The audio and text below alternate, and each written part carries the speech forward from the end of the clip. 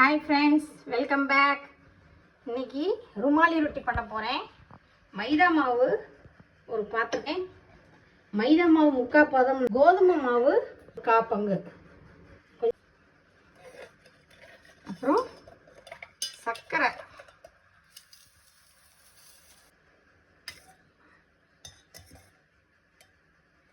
இது நல்லா பிணைஞ்சு கொஞ்ச நேரம் ஆயில் போட்டு ஊற வச்சுருங்க. வைக்கிறேன்.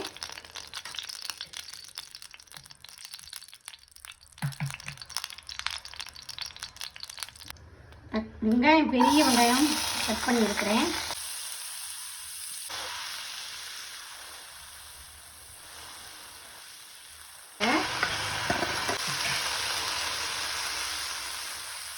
இதுதான் போட்டுக்கோங்க, இல்லை வேறு என்ன மசாலா, மட்டன் சிக்கன் மசாலா எது இருந்தாலும் போட்டுக்கோங்க.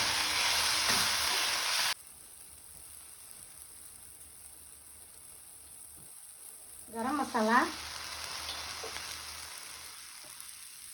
மிளகாத்தூள்,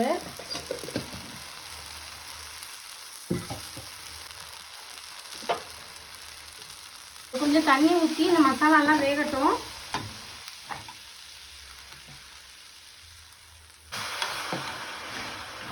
இல்லை, இந்த பன்னீரை நான் நல்லா வாஷ் பண்ணி வடிகட்டி வச்சுருக்கிறேன், அதை இதில் போட்டுருங்க.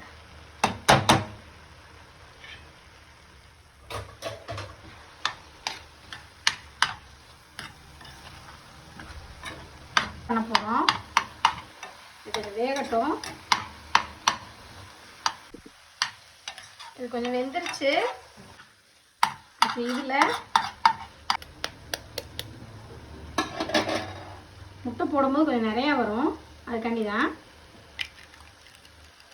இது என்னோட ஸ்டைலு. நான் 2 விதமாக பண்ணுவேன். பன்னீர் புர்ஜி,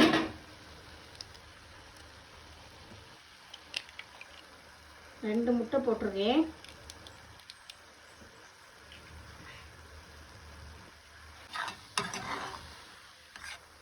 முட்டை போட்டால் இன்னும் டேஸ்ட் அதிகமாக இருக்கும். குழந்தைங்களுக்கெல்லாம் ரொம்ப பிடிக்கும். பரோட்டா, ருமாலி ரொட்டி, குபூஸு எல்லாத்துக்குமே இது நல்லாயிருக்கும். இது ஆயில் அப்ளை பண்ணுங்கள். தொடுமாவு போட்டு திரட்டி இருக்கிறேன். ஆயில் அப்ளை பண்ணிவிட்டு கொஞ்சம் இந்த தொடுமாவு,